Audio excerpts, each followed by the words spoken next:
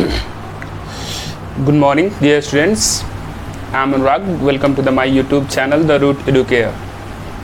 अगर आप इस चैनल पर नए हैं तो हमारे इस चैनल को सब्सक्राइब कीजिए, इस वीडियो को लाइक एवं अधिक से अधिक शेयर कीजिए। चलिए साथियों, आज हम शुरू करते हैं। देखिए, हम पहले पढ़ रहे थे जिंक नाइट्रेट के बारे में, नाइट्रिक एसिड के बारे में। हमने वहाँ पे उसकी फिजिकल प्रॉपर्टी को पढ़ा था।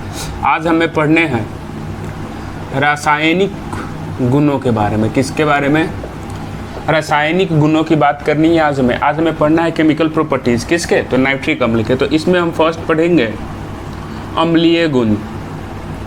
अम्लीय गुण, आपको पता होगा कि नाइट्रिक अम्ल एक भास्मिक अम्ल है, और अम्ल जब किसी क्षार से अभिक्रिया करता है तो क्या बनाता है? तो आपको पता होगा कि ये लवण का निर्माण करता है और जल का निर्माण करता है। तो जब सोडियम हाइड्रोक्साइड नाइट्रिक अम्ल से रिएक्शन करेगा तो किसका फॉर्मेशन करेगा? तो ये दोनों मिलकर बना लेंगे सोडियम नाइट्रेट, और यहाँ से H और OH क्या बनाएगा? H2O बनाएगा। क्या बनाएगा? H2O। वैसे ही अगर हम पोटेशियम हाइड्रोक्साइड को रिएक्शन करें नाइट्रिक अम्ल के साथ तो ये बनाएंगे पोटेशियम नाइट्रेट, साथ में H2O। अगर हम बात करें जिंक ऑक्साइड की, अगर ये नाइट्रिक अम्ल से रिएक्शन करेगा तो क्या बनाएगा? ZnNO3 plus H2O। तो कहने का मतलब क्या हुआ साथियों? आप देख रहे हो कि जब ये अम्ल किसी क्षार से रिएक्शन कर रहा है तो किसका निर्माण कर रहा है? लवण और जल का। तो ये बातें आप याद रखेंगे, इसके अम्लीय गुण में हो जाएंगे। पहला पॉइंट हो जाएगा, नोट कर लीजिएगा। आप इसे नोट कीजिए तेज़ी से साथियों, इसका स्क्रीनशॉट ले लीजिए। चलिए साथियों, इसका स्क्रीनशॉट ले लो। हाँ, फिर हम आगे बढ़ते हैं। ये तो इसके अम्लीय गुणों की बात कर रहे थे। अब हम बात करेंगे कि जब ये किसी हाइड्रोजन से प्रबल धातुओं के साथ रिएक्शन करेगा तो क्या बनाएगा? किसके साथ? धातुओं के साथ। अब वो भी धातु कैसा होगा? तो हाइड्रोजन से अधिक क्रियाशील होगा, मतलब सक्रियता श्रेणी में हाइड्रोजन से ऊपर होगा। तो इसमें हम पहला पढ़ेंगे फर्स्ट नंबर हम पढ़ते हैं Fe के साथ। किसके साथ? लोहे के साथ अभिक्रिया। साथियों, इसमें भी इसके दो है कि सांद्र नाइट्रिक अम्ल से कराने पर किसके साथ? इसमें भी हमें दो रिएक्शंस पढ़ने हैं। पहला आपका नाइट्रिक अम्ल कैसा होगा? सांद्र होगा। सांद्र HNO3 के साथ अभिक्रिया, मतलब अब Fe के साथ रिएक्शन हम किसका कर रहे हैं? सांद्र नाइट्रिक अम्ल। तो ये रिएक्शन कैसे प्रोसीड होगा? इस रिएक्शंस को आप साथियों याद रखेंगे, आपके ये बोर्ड एग्जामिनेशंस में पूछी जाती है। तो जब Fe नाइट्रिक अम्ल के साथ रिएक्शन करता है तो फेरिक नाइट्रेट, नाइट्रोजन डाइऑक्साइड और आपका किसका निर्माण करता है? जल का निर्माण करता है। Fe नाइट्रिक अम्ल से रिएक्शन करके किसका निर्माण करेगा?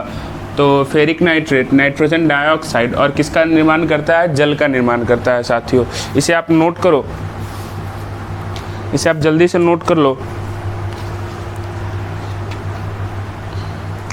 दूसरी बात साथियों, आपको ये याद रखनी है कि ये समीकरण हमारा संतुलित नहीं है, तो इसको हम संतुलित करते हैं। तो चलिए संतुलित करके बता सकते हो आप कैसे होगा? देखो, सबसे पहले हम ऑड नंबर पे हिट करते हैं। तो ऑक्सीजन 3 3 9 9 2 11 1 12। इधर कितने हैं? 3। तो अगर हम, चूँकि नाइट्रोजन इधर कितने हो गए? 3 और 1 4। अगर यहाँ हम 3 डालें तो नाइट्रोजन हो गए 6। तो कितना हो गया? 6 नाइट्रोजन। ऑक्सीजन कितने हो गए? 18। 3 3 9 9 6 3 3 9 9 6 15 3 18 हो गए। हाइड्रोजन कितने हो गए? इधर 6 हो गए और इधर 6 हाइड्रोजन हो गया। एकदम सही संतुलित हो गया।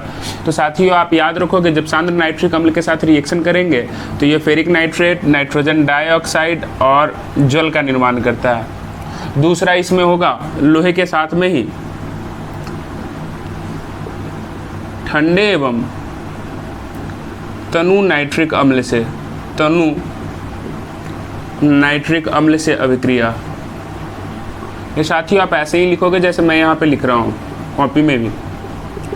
तो जब ठंडे एवं तनु नाइट्रिक से रिएक्शन करेगा Fe तो ये बनाता है फेरिक नाइट्रेट, और यहाँ पे अमोनियम नाइट्रेट का निर्माण करता है। ये किसका निर्माण करता है? Ferric nitrate. किसका किसका निर्माण करेगा ये? तो ये निर्माण करेगा फेरिक नाइट्रेट, सॉरी फेरिक नहीं, फेरस नाइट्रेट, अमोनियम नाइट्रेट, और फिर आपका जल का निर्माण करता है। किसका निर्माण करता है कि Fe जब HNO3 के साथ रिएक्शन करेगा तो फेरस नाइट्रेट, अमोनियम नाइट्रेट, और किसका निर्माण करता है? जल का निर्माण करता है। ये समीकरण संतुलित नहीं है, तो साथियों आप इसे संतुलित करो जल्दी से। तो अगर हम यहाँ 4 लगा दें, यहाँ हमारा फिर हो जाएगा 10, और फिर यहाँ पे 4, तो आई थिंक रिएक्शन संतुलित हो जाएगा। तो साथियों आप ये Fe के साथ रिएक्शंस को याद रखो, Fe के साथ रिएक्शंस को याद रखो, ये आपके एग्जाम में पूछे जाते हैं। तो Fe 2 प्रकार के रिएक्शन करता है, पहला तनु सांद्र के साथ और दूसरा ठंडे एवं तनु नाइट्रिक अम्ल के साथ। इसे नोट कर लीजिएगा साथियों, ये आपके एग्जामिनेशन में पूछी जाती है। जल्दी से नोट कीजिए, फिर आगे बढ़ते हैं।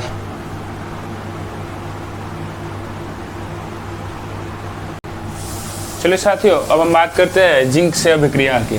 तो याद रखेंगे जिंक से ये 3 प्रकार के रिएक्शंस यहाँ पे होंगे। पहला होगा केस कि ठंडा एवं सांद्र नाइट्रिक अम्ल हो। नाइट्रिक अम्ल कैसा हो? ठंडा हो एवं सांद्र हो। तो वहाँ पे हम करवाएंगे तो जिंक नाइट्रेट, नाइट्रोजन डाइऑक्साइड, और क्या बनता है? जल बनता है। अगर हम 50% सांद्र नाइट्रिक अम्ल से करवाते हैं तो यहाँ पे क्या प्रोडक्ट देगा? तो साथियों ये याद रखने का बहुत ही सिंपल तरीका है कि सिर्फ आपका ना ये जो बीच वाला नाइट्रोजन डाइऑक्साइड है यही बदलता है, बाकी सारे प्रोडक्ट वैसे ही रहते हैं। यहाँ पे भी जिंक नाइट्रेट का फॉर्मेशन होगा, बशर्ते कि यहाँ पे वहाँ पे नाइट्रोजन डाइऑक्साइड हो रहा था और यहाँ पे नाइट्रिक ऑक्साइड होगा। किसका फॉर्मेशन होगा? नाइट्रिक ऑक्साइड का होगा। अगर हम बात करें तो 15 से 25% के साथ, तो आपके सेम टू सेम सारे रिएक्शंस वही होंगे। बस आपके यहाँ पे क्या चेंजेस हो जाएंगे? बस यहाँ पे N2O का फॉर्मेशन होगा। किसका फॉर्मेशन होगा? N2O का, नाइट्रस ऑक्साइड। तो चलो साथियों, ये किसके साथ रिएक्शन थे? जिंक के साथ।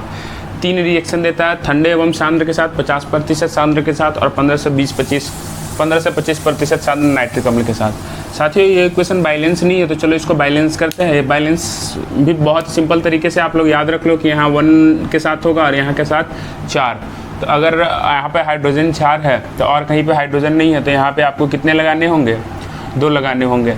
आई थिंक इक्वेशंस बैलेंस हो गए। तो क्या हो गया? देखो 3 × 6 6, 2 8, 2 10 ही हुए, और इधर कितना है? 12 है, लेकिन इधर नाइट्रोजन 4 है तो यहाँ पे भी 2 लगा दो। आई थिंक अब ये बैलेंस होगा। यहाँ पे 3 और 8 के साथ बैलेंसिंग होता है, ये आप याद रखो कि 3 यहाँ पे जिंक के 3 अणु है, तो यहाँ पे भी हमें क्या लगाने होंगे? 3, और हाइड्रोजन 8 है तो यहाँ पे कितना लगाने होंगे? 4। अब देखो क्या हो गया, यहाँ पे 8 है, ये 3 × 6, और यहाँ पे कितने? 8 है। तो चलो ये बैलेंस हो गया नाइट्रिक अम्ल के साथ। या बैलेंसिंग आपको आती है, इसी कारण मैं इस पर ज़्यादा डिटेल चर्चा नहीं करूँगा, आप इसे बैलेंस कर लेने।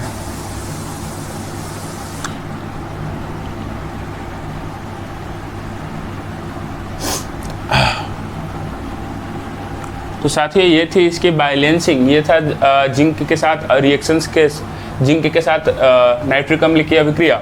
सेम वे में अब हम पढ़ेंगे कॉपर के साथ। किसके साथ? कॉपर के साथ। ये बहुत ही इंपॉर्टेंट रिएक्शन है साथियों, ये आपके बोर्ड एग्जाम में 2 बार पूछे हुए हैं। ये बोर्ड एग्जाम में कितने बार पूछे हुए हैं? Cu के साथ अभिक्रिया। तो इसमें कुछ चेंजेस करने की ज़रूरत नहीं है साथियों, बस आपको याद रखना है कि वहाँ जिंक नहीं, पहले जिंक नाइट्रेट बनता था, अब कॉपर नाइट्रेट बनेंगे। क्या बनेंगे? बस जहाँ जिंक है आप उसके किसके साथ रिप्लेस कर देने हैं? Cu के साथ रिप्लेस कर देने हैं। किसको रिप्लेस कर देना है? जिंक को Cu से रिप्लेस कर देना है। तो साथियों ये आपके Cu के साथ रिएक्शंस हो गए। बाय प्रोडक्ट आपके सेम टू सेम है। तो ये याद करने का बहुत ही सिंपलेस्ट फंडा है कि अगर आप जिंक का याद करते हो तो कॉपर का खुद ब खुद याद हो जाता है। तो इसे आप स्क्रीनशॉट ले लो साथियों, मैं साइड हो जाता हूँ। इसे आप याद रखिएगा, बहुत ही इंपॉर्टेंट है ये आपके बोर्ड एग्जामिनेशंस के लिए। यहाँ से क्वेश्चंस आपके एग्ज़ाम में पूछे जाते हैं, नोट कर लीजिए, स्क्रीनशॉट ले लीजिए इसका। दिख रहा है सब कुछ? हाँ सही है। चलो अब फिर हम आगे बढ़ते हैं। तो ये तो थे साथियों, यहाँ पे हमने पढ़ा किसके किसके साथ, Fe के साथ, जिंक के साथ और Cu के साथ। ये Cu और जिंक आप याद रखो, आपके बोर्ड एग्जामिनेशंस में पूछे जाते हैं। Fe और Cu आपके बोर्ड एग्जामिनेशंस में पूछे गए होंगे, इसे आप याद रखिएगा। क्वेश्चन कैसे बनता है ये 5 नंबर का मैं आपको आगे बता देता हूँ। चलो अब नेक्स्ट हम बात करते हैं किसके साथ, तो नेक्स्ट हमारा टॉपिक होगा अधातुओं के साथ अभिक्रिया। किसके साथ, हेडिंग डालो। चलो साथियों अब हम आगे बढ़ते हैं अधातुओं के साथ अभिक्रिया में। तो साथियों अधातुओं के साथ अभिक्रिया में हमें पढ़ना है पहले फास्फोरस के बारे में। तो जब फास्फोरस नाइट्रिक अम्ल से रिएक्शन करता है तो ऑर्थोफॉस्फोरिक एसिड बनाता है। आपको सिर्फ ये रिएक्शंस को याद रखना है और कुछ नहीं। सल्फर वैसे ही सल्फ्यूरिक एसिड का निर्माण करेगा, और ये आपका आयोडीन की बात करें तो आयोडीन भी हाइड्रो आयोडिक एसिड का निर्माण करता है। किसका निर्माण करता है, हाइड्रो आयोडिक एसिड का निर्माण करता है। तो ये अधातुओं के साथ अभिक्रिया है साथियों, आप इसे याद रखना। ये वास्तव में आपके एग्जामिनेशन में नहीं पूछी जाती है, बट आप इसे एक फास्फोरस के साथ वही याद रख लेना कि जब फास्फोरस किसी नाइट्रिक अम्ल से अभिक्रिया करेगा तो नाइट्रिक अम्ल फास्फोरस को ऑक्सीकृत कर किस में बदलेगा, ऑर्थोफॉस्फोरिक एसिड में बदल देता है। तो साथियों ये था हमारे अधातुओं के साथ रिएक्शंस, और ये नाइट्रिक अम्ल के साथ रिएक्शंस हम पढ़ रहे थे। अब हम आगे बढ़ते हैं। तो अगला हमारा है वो हमारा बहुत ही इंपॉर्टेंट होगा साथियों, और ये जो आगे टॉपिक है आपके बोर्ड एग्जामिनेशन में 2 बार पूछे हुए, कितने बार पूछे हुए, इसका स्क्रीनशॉट ले लीजिएगा साथियों, सॉरी बोलना भूल गया। अगला जो क्वेश्चन है हमारा वो आपके बोर्ड एग्जामिनेशन में 2 बार पूछे हुए, कहने का मतलब नाइट्रिक अम्ल से रिएक्शंस में ही पढ़ेंगे। तो वो तो हम पढ़ लिए धातुओं के साथ अधातुओं के साथ। अब हमारा कोई है कार्बनिक यौगिकों के साथ, कि हमारा जब ऑर्गेनिक कंपाउंड होगा तो उसके साथ क्या रिएक्शन देगा, तो ये हम पढ़ेंगे बेंजीन के साथ अभिक्रिया। बेंजीन के साथ अभिक्रिया ये साथियों आप याद रखो, ये बहुत ही इंपॉर्टेंट है। कहने का मतलब बेंजीन की बात करें तो बेंजीन जब नाइट्रिक अम्ल के साथ रिएक्शन करता है तो ये रिएक्शन किसके प्रेजेंस में होता है, सांद्र H2SO4 के प्रेजेंस में होता है। किसके प्रेजेंस में होता है, सांद्र H2SO4 के प्रेजेंस में होता है। तो ये क्या बनाता है, नाइट्रोबेंजीन बनाता है। क्या बनाता है, नाइट्रोबेंजीन, और साथ में किसका निर्माण करता है, H2O का। ये किसका निर्माण करेगा, नाइट्रोबेंजीन का, और साथ में क्या बनाएगा साथियों, H2O का निर्माण करेगा। ये जो रिएक्शंस है इसी को कहते हैं बेंजीन का नाइट्रोनीकरण। क्या कहते हैं, नाइट्रोनीकरण या नाइट्रोकरण, नाइट्रोकरण अभिक्रिया। तो ये आपसे एग्जाम में 2 बार पूछी गई हुई है।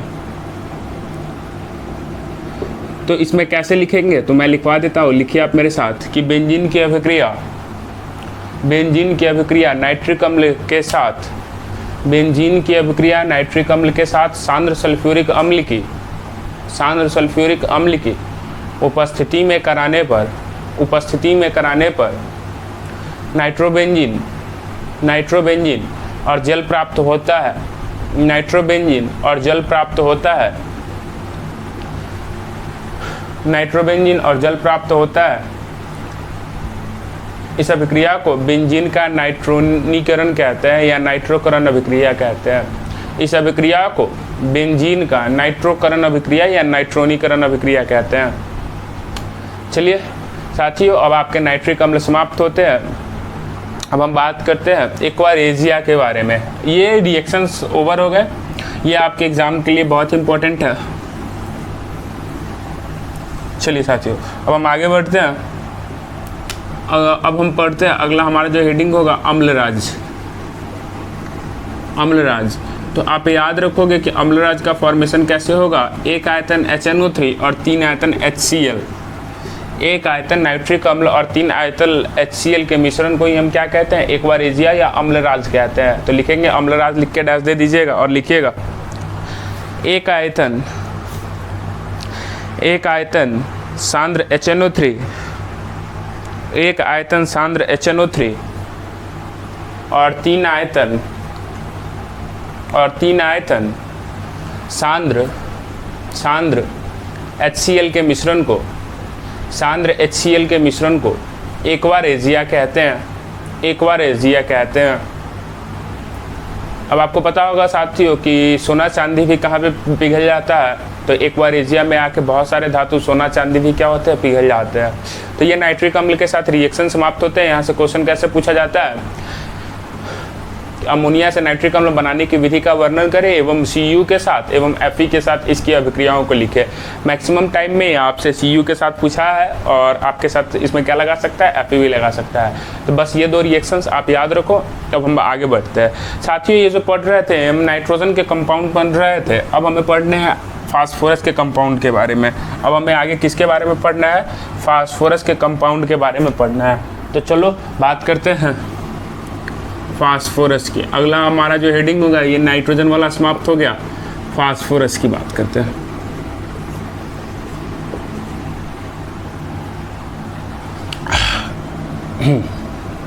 अगर बात करें फास्फोरस का विन्यास का, तो क्या हो जाएगा, 1s2 2s2 2p6 3s2 3p3 15 और 31 होता है। 15 परमाणु संख्या, 31 क्या होता है, द्रव्यमान होता है। अब हम बात करें साथियों इसके अपरूप की, तो इसके बहुत सारे अपरूप पाए जाते हैं। श्वेत फास्फोरस, दूसरा काला फास्फोरस, बैंगनी फास्फोरस, ऐसे बहुत सारे फास्फोरस है जो जो फास्फोरस के अपरूप होते हैं। मैं उसको यहाँ पे मेंशन कर देता हूँ, आप इसे नोट कर लीजिए। साथियों, यहाँ पे मुख्यतः हम पढ़ेंगे किसके बारे में, श्वेत फास्फोरस एवं लाल फास्फोरस के बारे में, और थोड़ा बहुत काला फास्फोरस के बारे में पढ़ेंगे। चलिए स्टार्ट करते हैं। अब पहला हेडिंग डालेंगे, अपरूप में हम पढ़ने किसके बारे में है, श्वेत फास्फोरस के बारे में पढ़ने हैं। किसके बारे में पढ़ने हैं, श्वेत फास्फोरस के बारे में। तो याद रखेंगे इसका अनुसूत्र क्या होता है, P4 होता है। आकृति तो चतुष्फलकीय होंगी। कैसे होंगे, ये आप यहाँ पे देखो,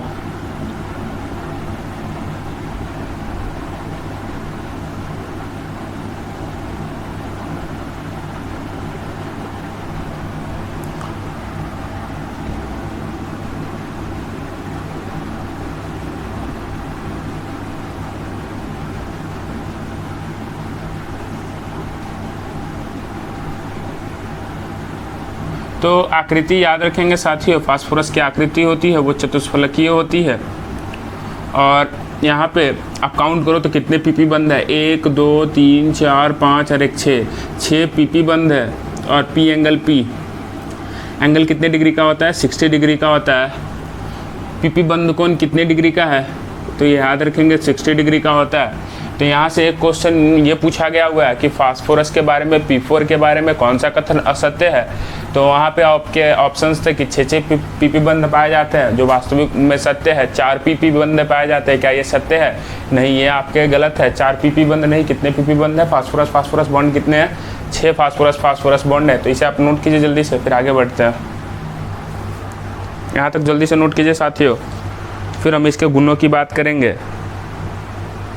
अगर हम बात करें साथियों, अगर यहाँ पे बॉन्ड लेंथ पीपीपी आपसे पूछा जाए कि पीपी बॉन्ड लेंथ कितना है, तो 221 पिकोमीटर। इसका स्क्रीनशॉट ले लीजिए साथियों, आप याद रखिएगा। आगे बढ़ते हैं हम। चलिए साथियों, अब हम इसके बात करते हैं गुणों की। तो याद रखेंगे साथियों, यह हल्के या पीले रंग का कैसा ठोस होता है, पारभासी ठोस होता है। अगर इसका स्मेल की बात करें तो ये लहसुन के तरह स्मेल देता है। इसका स्मेल कैसे करेगा, तो लहसुन की तरह ये स्मेल करता है। या याद रखेंगे डेंजरस होता है, विषैला होता है, टॉक्सिक भी कह सकते हैं, टॉक्सिक ही जनरली आपको। यह मोम जैसा मुलायम होता है, द्रवनांक 317 केल्विन होता है। स्फुरदीप्ति कहने का मतलब क्या होता है कि जब इसे आप अंधेरे कमरे में रखोगे तो ये आर्द्र वायु के संपर्क में आके कैसा रंग का प्रकाश देगा, पीले रंग का प्रकाश देता है। इसलिए इसको श्वेत या पीला फास्फोरस भी कहते हैं। तो पीले रंग का प्रकाश देने की जो घटना होंगी उसी को स्फुरदीप्ति कहते हैं। आपको पता होगा कि बहुत ही ज़्यादा रिएक्टिव होता है। बचपन में भी पढ़ते आ रहे हैं कि श्वेत फास्फोरस को कहाँ रखा जाता है, तो पानी के अंदर रखा जाता है या फिर केरोसिन तेल के अंदर रखा जाता है। क्यों, क्योंकि यह हवा के संपर्क में आकर जलने लगता है, बहुत ही क्रियाशील होता है। यह सोडियम हाइड्रोक्साइड के साथ रिएक्शन करके PH3 बनाएगा, फॉस्फिन गैस बनाएगा, और यह कार्बन सल्फाइड के विलयन में क्या होता है, घुल जाता है। तो ये बातें थी हम श्वेत फास्फोरस के बारे में। अब हम पढ़ेंगे लाल फास्फोरस के बारे में। किसके बारे में, लाल फास्फोरस के बारे में। तो नोट कर लीजिए, फिर हम आगे बढ़ते हैं। यहाँ लास्ट में लिखे हुए है कि यह CH2 के विलयन में घुल जाता है। लास्ट में मैंने क्या लिखा है कि यह CH2 के विलयन में क्या होता है, घुल जाता है। स्क्रीनशॉट ले लेते हैं आप। तो अब हम आगे बात करेंगे लाल फास्फोरस के बारे में। तो साथियों चलिए अब हम एक एक करके देखते हैं कि लाल फास्फोरस क्या है, इसके गुण क्या हैं। आगे बढ़ चलिए साथियों, अब हम आगे बात करते हैं लाल फास्फोरस की। किसके बारे में पढ़ने हैं? अब हमें लाल फास्फोरस के बारे में पढ़ने हैं। तो अनुसूची याद रखेंगे, P4 N होता है, 3 नहीं होंगे, N होंगे। आकृति में फास्फोरस के अणु चतुष्फलकीय रूप में एक लंबी श्रृंखला का निर्माण करेंगे, N अणु होंगे, ऐसे ही डॉट डॉट डॉट हो जाएंगे, ऐसे ही बहुत सारे फिगर होंगे। गुण की बात करते हैं तो यह वो पारभासी था, तो ये अपारदर्शक है। उसमें लहसुन के समान गंध होता था, तो ये गंधहीन होगा, कोई स्मेल नहीं है। वैसेला नहीं होता है, यह चूर्ण होता है। यह स्फुरदीप्ति प्रदर्शित नहीं करता है। द्रव्यमांक पता है, CH2 के विलयन में घुल जाता है, NaOH के साथ कोई रिएक्शंस नहीं करता। तो ये आप दोनों के बीच में अंतर भी याद रखोगे। अंतर भी आपके एग्जामिनेशन में पूछी जा सकती है कि श्वेत फास्फोरस एवं लाल फास्फोरस में क्या अंतर है। तो चलो साथियों, आज इतना ही रहने देते हैं। एक बार फिर से आप हमारे इस चैनल को सब्सक्राइब कीजिए, इस वीडियो को अपने दोस्तों के साथ अधिक से अधिक शेयर कीजिए। चलिए बहुत ही जल्दी नेक्स्ट वीडियो में मिलेंगे। हम बातें करेंगे फास्फोरस के जो भी हमारे ऑक्सी अम्ल है उनके बारे में पढ़ेंगे। आज इतना ही रहने देते हैं। थैंक यू साथियों, बाय बाय।